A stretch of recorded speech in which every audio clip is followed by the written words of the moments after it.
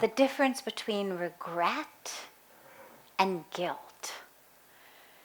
And also when we feel guilt especially, how do we work with that and come to a constructive way out? Well, first of all, when I think of regret, and I don't have a dictionary in front of me, but when I think of regret as actually something positive.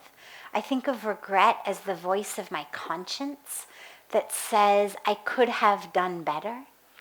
I was not as awake or skillful as I could have been in that moment. And I think regret is good because it enables us. It doesn't feel good. And so if you know that you regret it every time you act a certain way,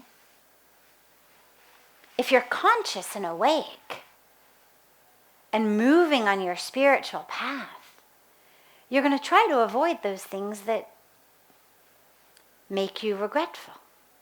Like if you really love the way chocolate tastes, for example, but when you eat chocolate, you end up with a stomach ache. Eventually you may realize, well, okay, maybe just a little bit, or maybe not at all, not because it's bad, but because I'm an awake, conscious person. And what I've realized is that particular choice leads to pain for me. Now, there's nothing inherently wrong with eating chocolate, but if it hurts your stomach, do it enough times and eventually you stop doing it if you're conscious and awake and you have a choice. In the same way with things that we know really are not nearly as harmless and even pleasant as eating chocolate may be, but things like hurting others. Things like being impatient. Things like lust or greed. Things like selfishness. All of that.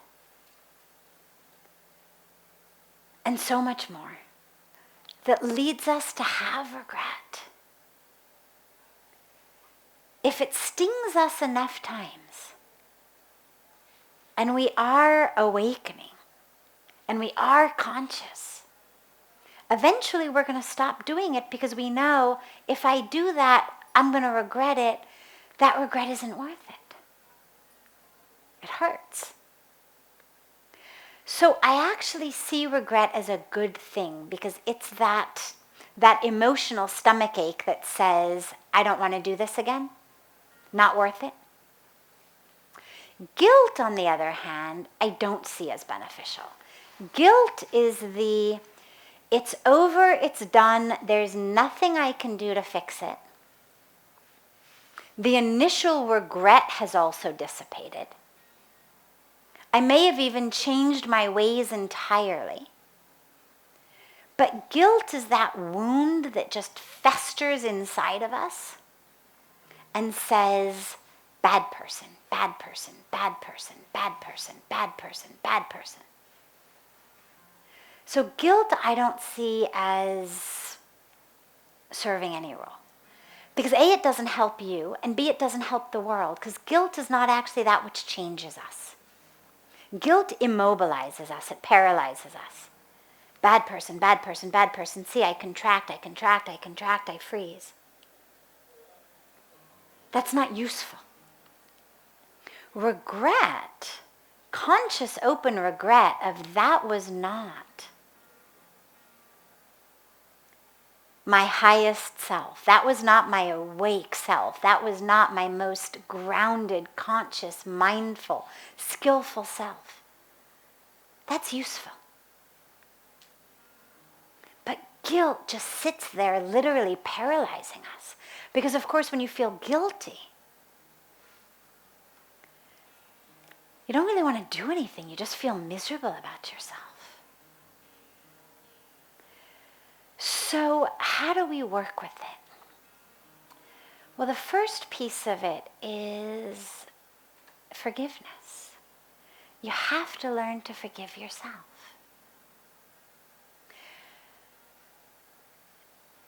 You're doing the best you can. We all are.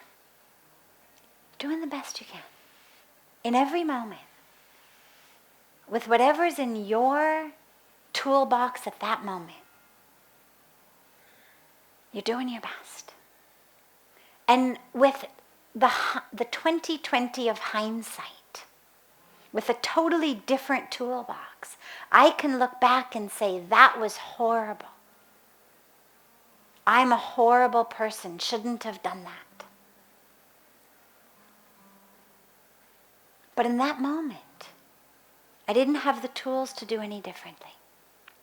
The only thing I can do in this moment is start finding those tools so I don't do it again. Okay, some point in the past required patience, required love, required understanding. I didn't have it. At that moment, all I had was stress and fear, unconsciousness, self-protection. And so I acted out of that. And now I feel horrible. So the initial regret, good.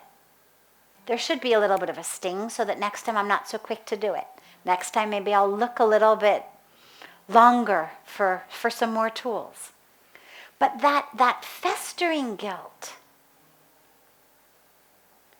serves me no purpose other than let it be a catalyst. Let it be a catalyst that says, all right, there are going to be moments in the future I can't redo my past. Unfortunately, none of us can rewind life.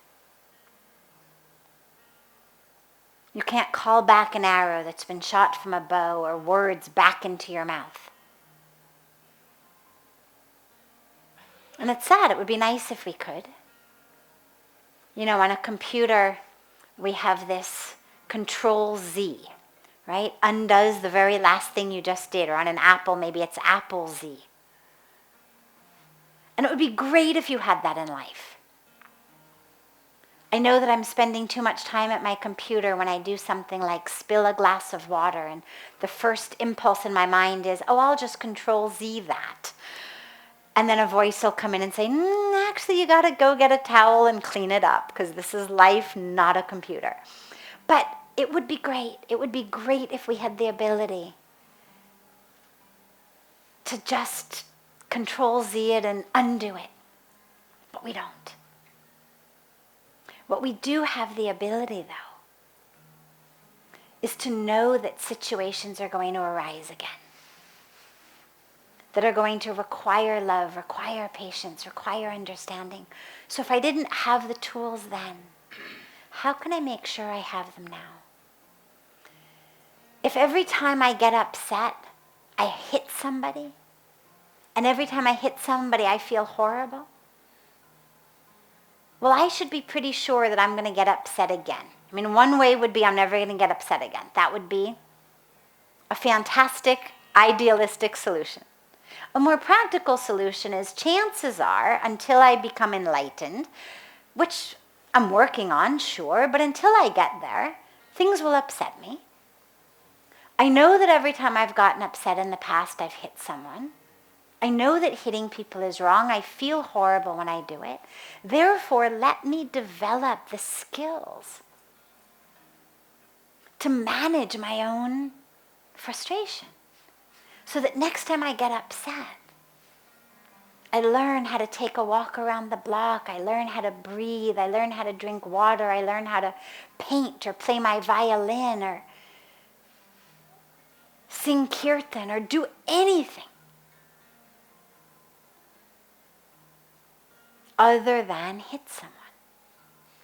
But I have to learn to develop those skills before I'm upset. And so guilt serves us only if we can let it be a catalyst. So if you find that you're guilty, use it as a catalyst. And of course, even though we can't rewind life, sometimes simply an acknowledgement of what you've done wrong to the person you hurt is incredible. For people who have been hurt, in a huge number of cases, all we want is for that person to say, I realize I hurt you. I'm so sorry I hurt you. If I could rewind life and undo hurting you, I would do everything in my power to rewind life and undo hurting you. But I can't. But I see you and I see your pain.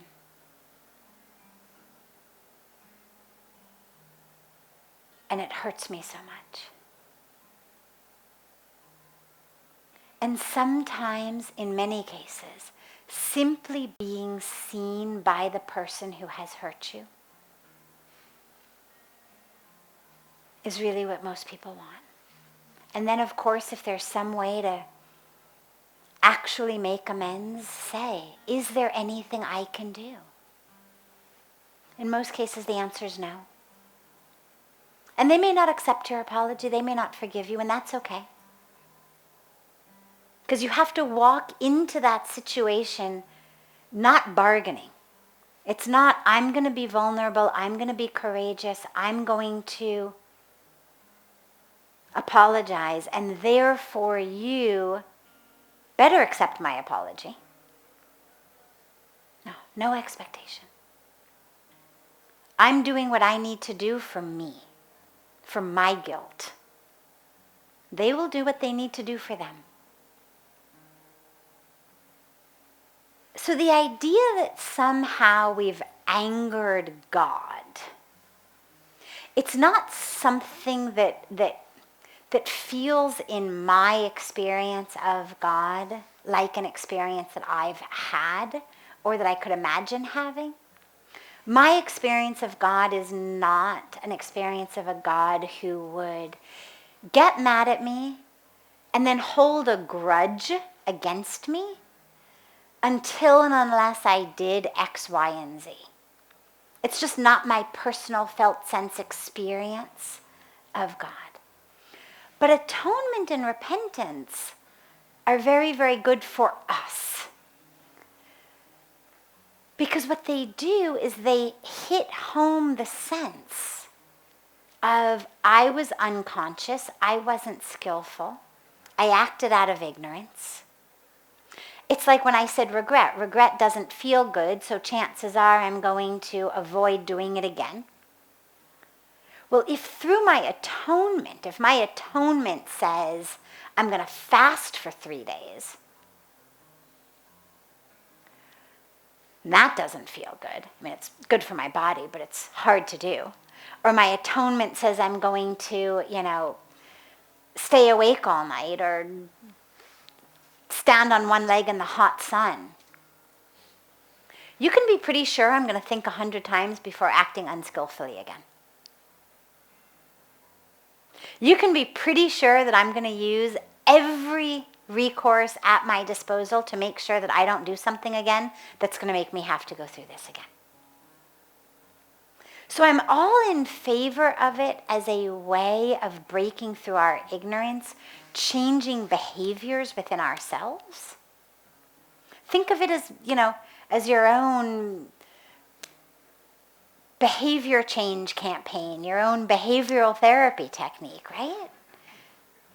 One of the things that we were taught in psychology of just really basic behavioral techniques, but I loved it, and I used to do it all the time for everything, is you take a rubber band and you put it on your wrist. And every time you do what you don't want to do, whether it's something as little as bite your fingernails or crack your knuckles or twirl your hair or some habit, or say a swear word or tell a lie or smoke a cigarette, whatever it may be, you snap that rubber band and it burns, it hurts. And it creates this negative impression in the mind that identifies now profanity, smoking, hair twirling, whatever it may be, with pain. So I'm not in favor of self-flagellation, but I am in favor of strong methodology from spiritual traditions, from psychological traditions, from basic discipline and behavior traditions, to get us to do what we know we need to do. When I first started getting up early, and even before that, even in college when I just had to get to a class on time, I put my alarm clock on the other side of the room. Why? Because I knew if it's next to my bed, I'm going to turn it off. But if I've actually got to get myself out of bed and walk across the room, I'm much less likely to go back to bed. So whatever you need, use it. But don't let it tell you you're a bad person. It's not atonement because you're a bad, sinner. No. It's just you've spent a lot of decades indoctrinating ignorance into yourself. And so it takes time to inculcate a new habit, a new way of being. So if every time you do that which makes you feel guilty, you create a personal atonement practice that's not something you look forward to, great. But just make sure that it doesn't have the emotional component of you are bad. Just, you were ignorant. You were unskilled. You were not living in your truth. Let it be that.